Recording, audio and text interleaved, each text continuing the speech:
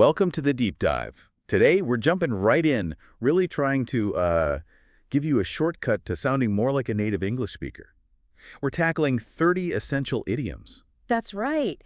You can learn all the grammar, memorize tons of vocabulary, but if you don't get idioms, you're going to miss a huge chunk of meaning, especially in, like, movies or casual chat. Absolutely. It's that final, maybe 20%, that really separates textbook English from, well, how people actually talk.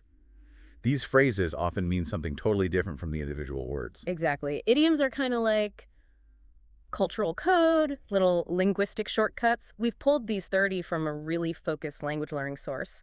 Our goal isn't just definitions, though. No, definitely not. We No. want to give you the context, the feel of them, so you can actually use them, or at least understand them when you hear them. And the source material started perfectly, showing why literal translation just doesn't work. Imagine the scenario.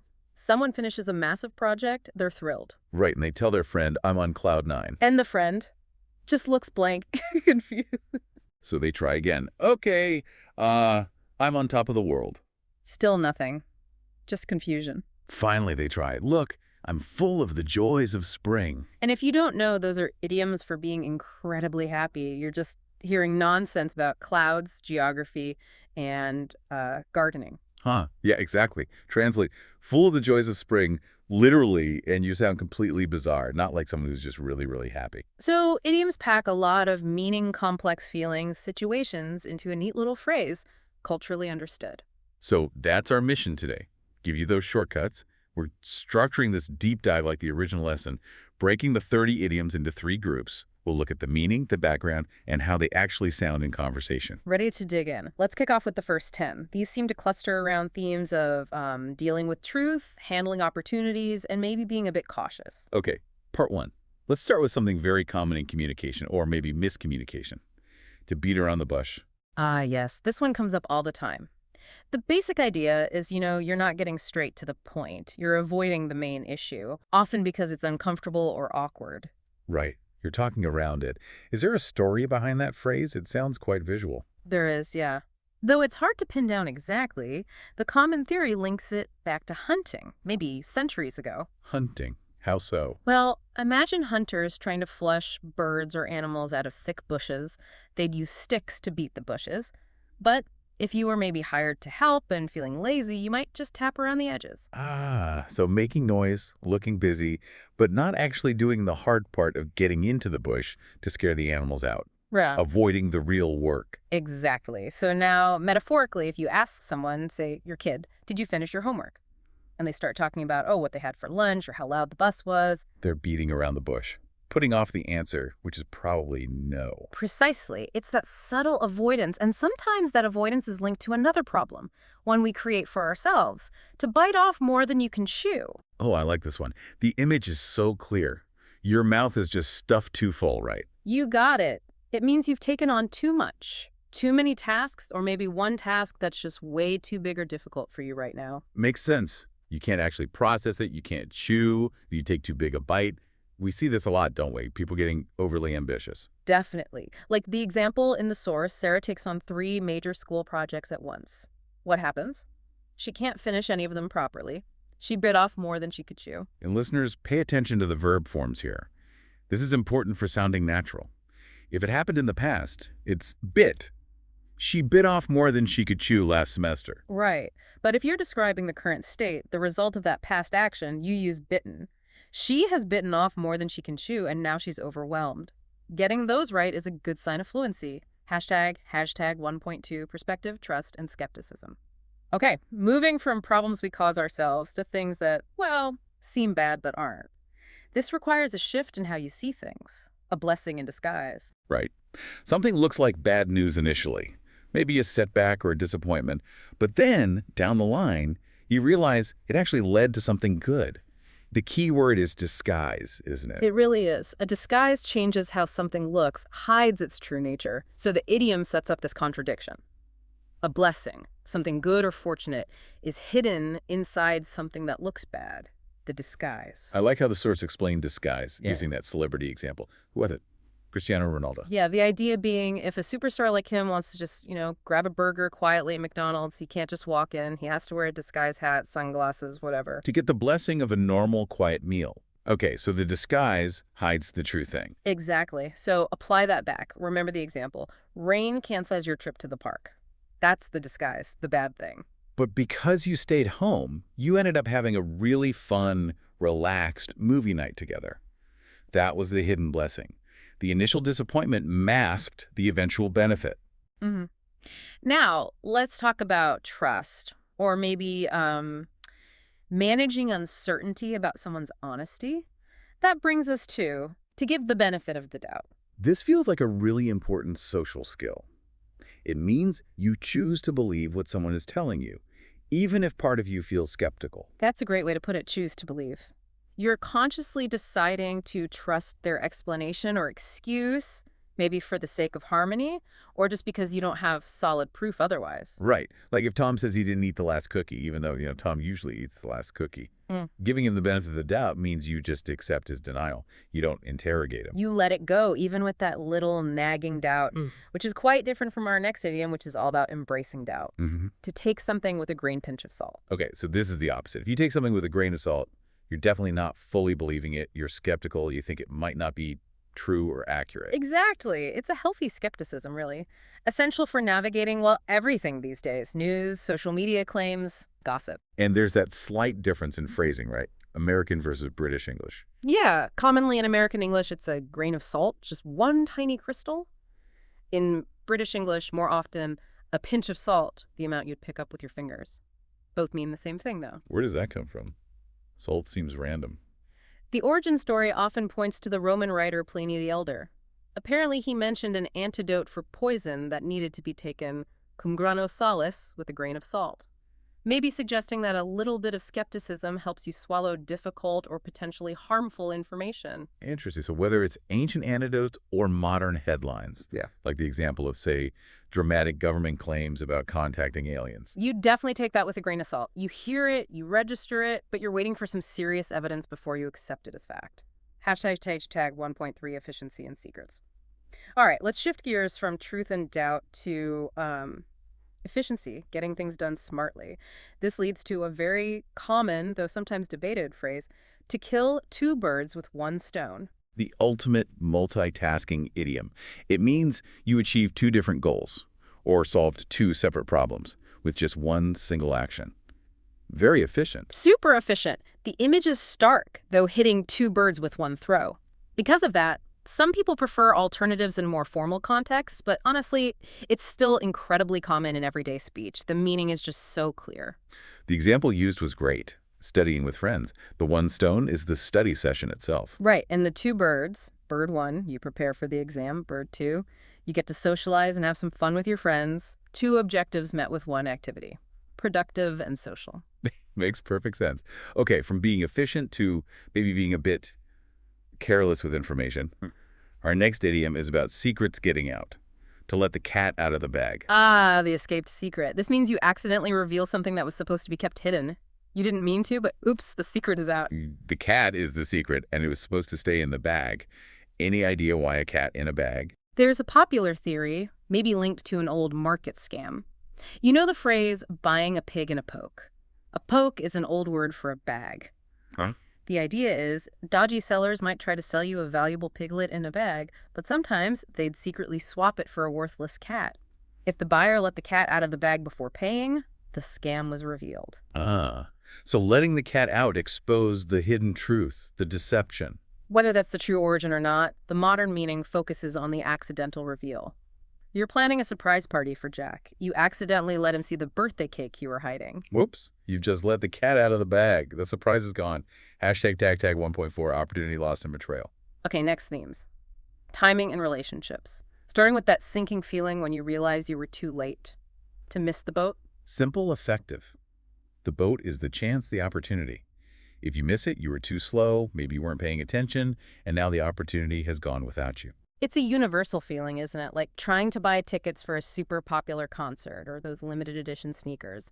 You log on the second they go on sale. And bam, sold out.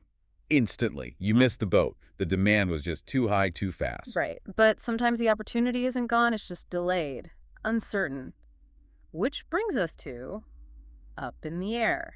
If something's up in the air, it hasn't landed yet. It's not settled. The plans are still uncertain, not confirmed, not decided. Exactly. Think of something literally thrown up in the air. You don't know exactly where or when it will land.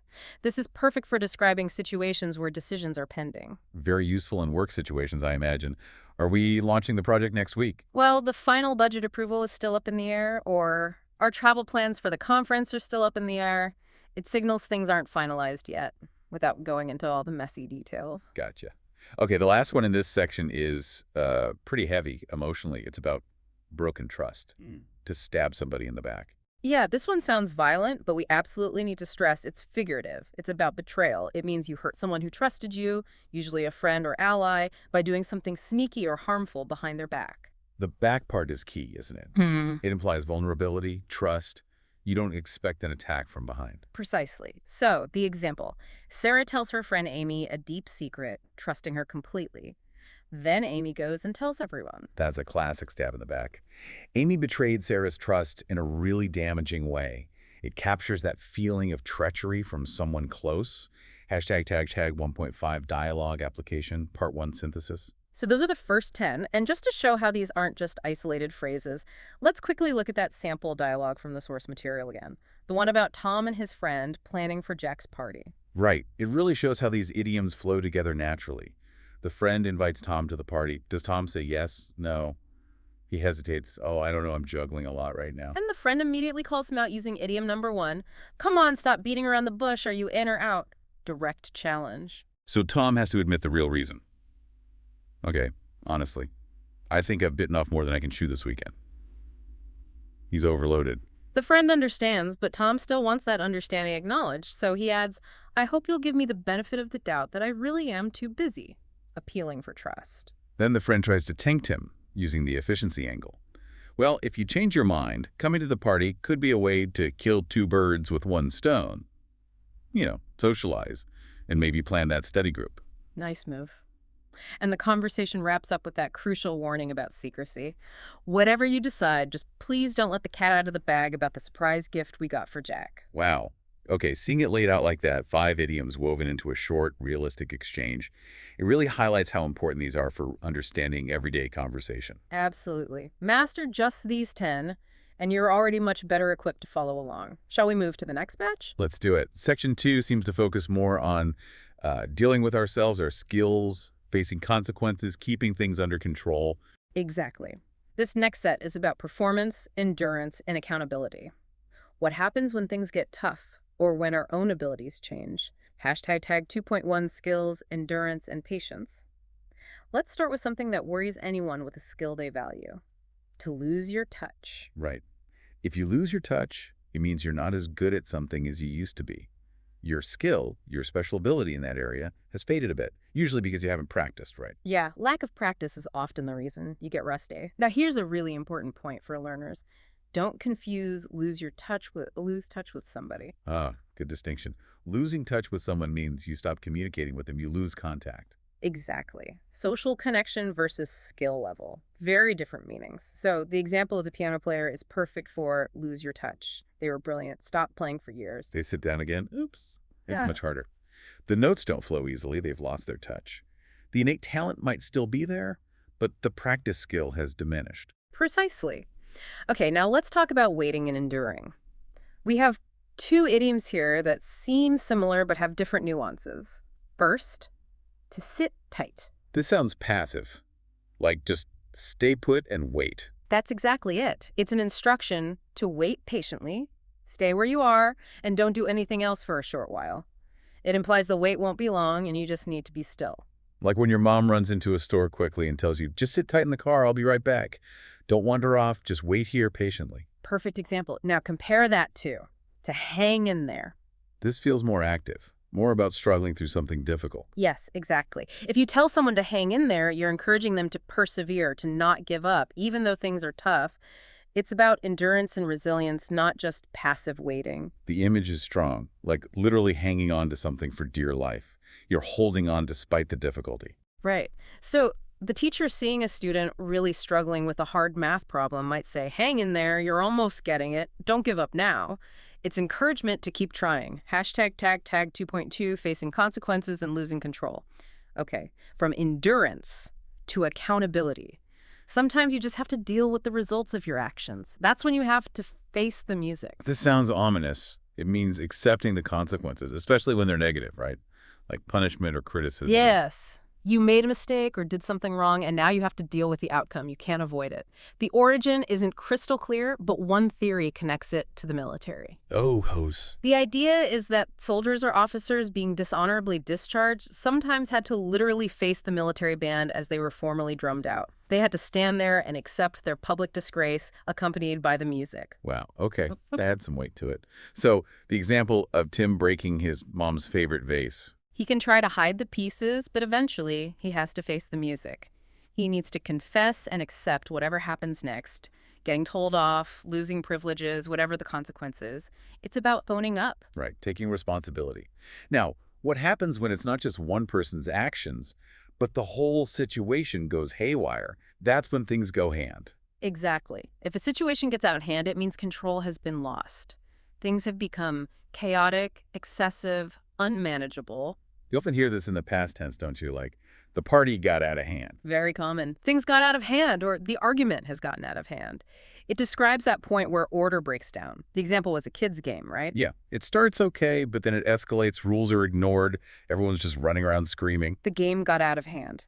The organizers or participants lost control of the situation. Hashtag tag 2.3 intensity, release, and risk. Okay, sometimes things aren't out of control, but they're definitely intense. Like when you're facing a major deadline. That brings us to crunch time. Yes, crunch time. That specific period, often right before a deadline, where the pressure is immense, you have to work incredibly hard and make decisions really quickly. The word crunch itself sounds like pressure, doesn't it? Like being squeezed. It does. Think about the last few days before a huge exam that's crunch time. Yeah. Pulling all-nighters, cramming information, or the final weeks before launching a new business. Maximum effort, high stakes. Right. Intense focus. And after a period like that, or just when you have a strong urge, you might need to get something out of your system. This is about release. You have a strong feeling, an urge, maybe pent-up energy or emotion, and you need to express it or act on it to feel balanced again. So if you've been working nonstop for months, feeling really constrained, and you suddenly feel this desperate need to go out and party all night. Doing that, letting loose, allows you to get it out of your system. You satisfy the urge, release the pressure, and then you can kind of return to normal. It's like scratching an itch. Okay. Related to emotional release, but more about healing over time, is to get over something, somebody. Right. This describes the gradual process of emotional recovery after something painful like a breakup, a significant loss, or even the death of a pet, as the example mentioned. So it's not instant, it's a journey. Yeah. You're moving past the intense sadness or grief and starting to feel okay again. Emma feeling better weeks after her cat died, or someone finally feeling normal after a difficult split-up, they are getting over it. Exactly. It implies progress and healing. Now, sometimes dealing with things involves taking a big leap, which leads us to throw caution to the wind. I love the image here. It sounds so liberatingly reckless. It is. It means you consciously decide to stop being careful. You take a big risk, you act boldly without overly worrying about the potential negative consequences. You just go for it. Like literally gathering up all your worries and doubts, your caution, and just tossing them away on the breeze. That's the feeling.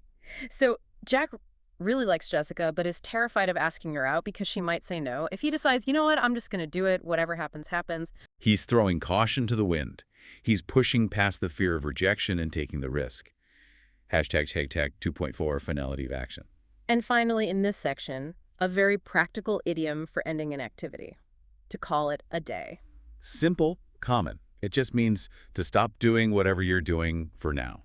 Finish the work or activity for the day. Exactly. Importantly, it doesn't necessarily mean the task is completely finished forever. It just means we're done with this for today. So after playing at the park for hours, you might say to the kids, okay, let's call it a day and head home. Or at the end of a long meeting that hasn't quite resolved everything, the chair might say, all right, team, let's call it a day here and pick this up again tomorrow morning. It signals the end of the current session of activity. Hashtag 2.5 quiz review, part 2 synthesis. Okay, that's the second batch of 10. Lots about action and consequence there.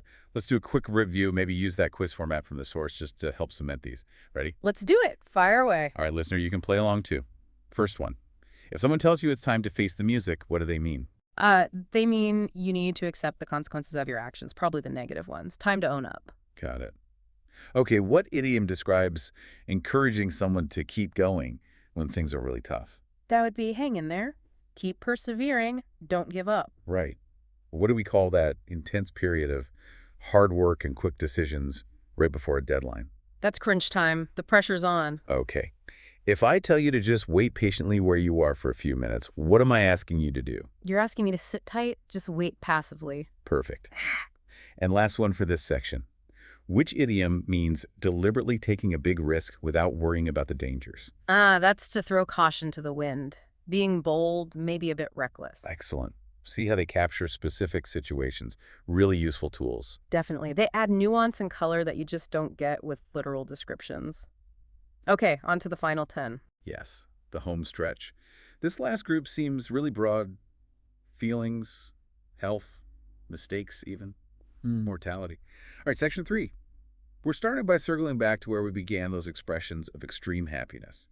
Hashtag tag 3.1, expressions of extreme happiness. Right, because having options to express strong emotions is key to fluency. We had those 3 at the start.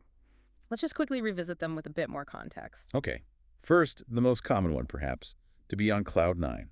Just pure, intense happiness, right? Exactly. Like Sarah winning the big game, sheer joy. The origin might be linked to old weather classifications where cloud 9 was the highest, puffiest type of cloud. So it suggests floating, blissful happiness. Then we had to be on top of the world. Similar, but maybe with a slightly different flavor. Yeah, I think so. While it also means extremely happy, on top of the world often suggests a feeling of triumph, of achievement. You've overcome something, reached a peak. Like the example of getting a top score, a band 9 on the IELTS English test. That's a huge achievement. You wouldn't just be happy, you'd feel victorious, like you're on top of the world. Precisely. A sense of accomplishment mixed with the joy. And the third one, full of the joys of spring. This one feels more vibrant, energetic. I agree. Joys are happy feelings, obviously, but spring evokes images of new life, energy, sunshine, flowers blooming. So, being full of the joys of spring isn't just happy, it's happy and energetic, enthusiastic, optimistic. Like Sam finding out he's going to be a father. It's immense happiness, but also boosting with energy and excitement for the future. Exactly. 3 ways to say very happy, but each with its own subtle shade of meaning.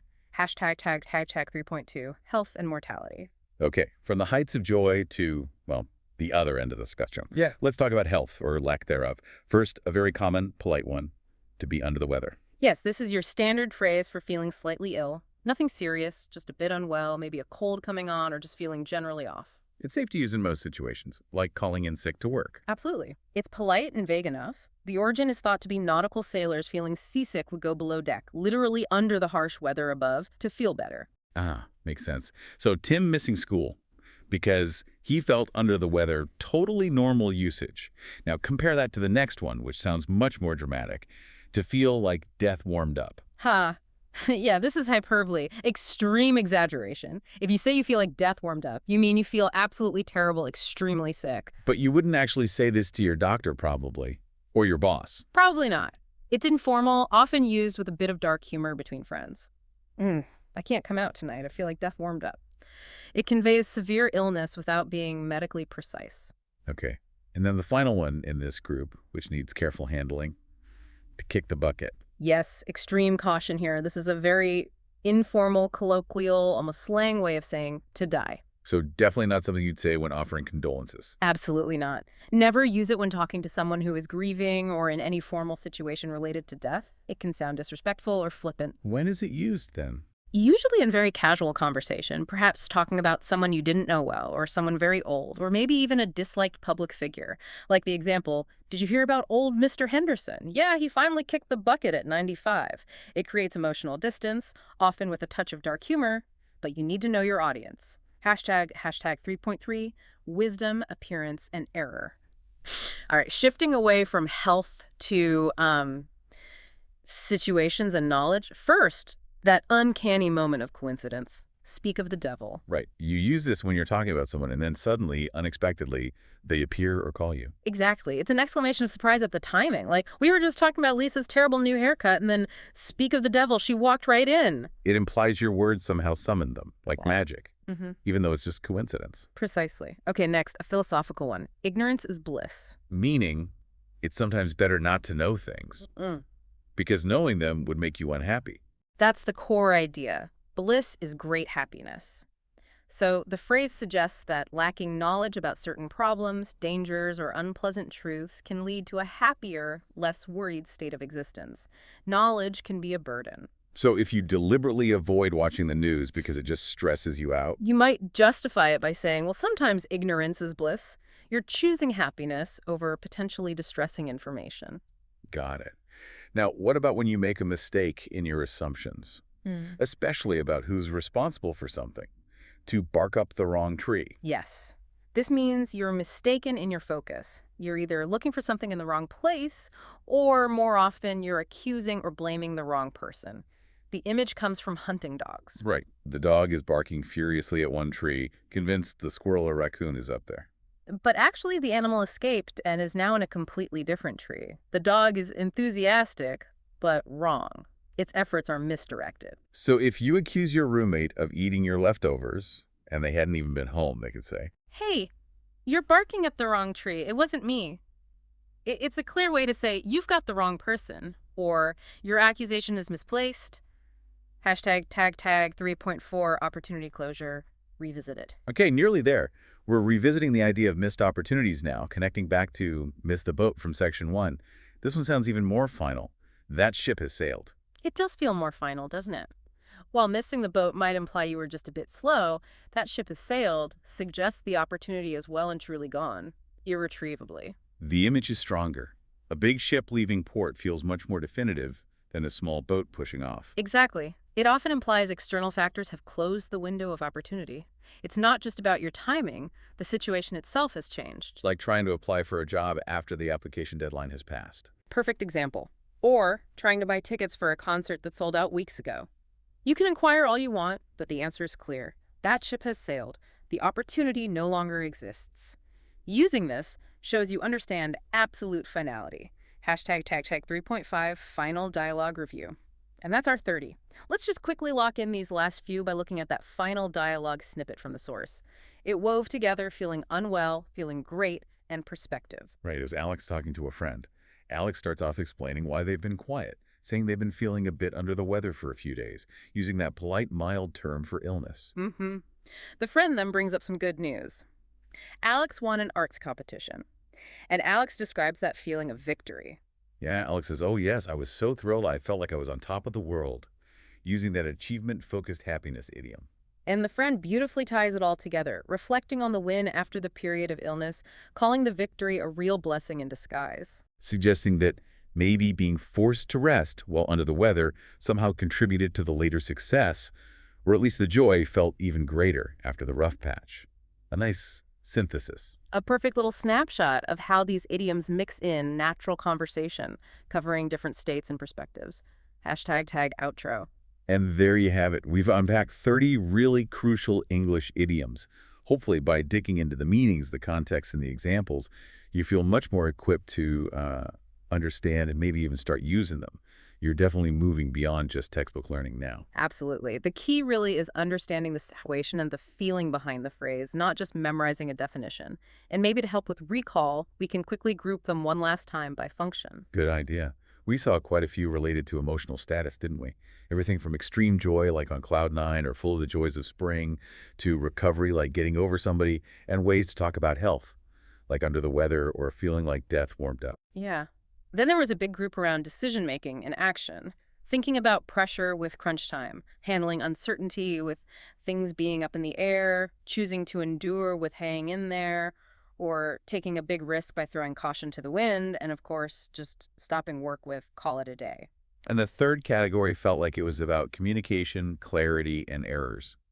Things like avoiding the point with beat around the bush, accidentally revealing secrets by letting the cat out of the bag, expressing skepticism with take it with a grain of salt, or admitting a mistake like barking up the wrong tree. Seeing them grouped like that really shows how they function as tools for expressing complex social and emotional situations concisely.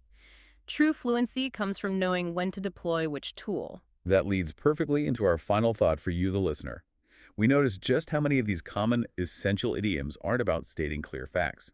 Think about up in the air, a blessing in disguise, take it with a grain of salt, give the benefit of the doubt. Right, so many of them deal with uncertainty, ambiguity, perspective, trust, skepticism.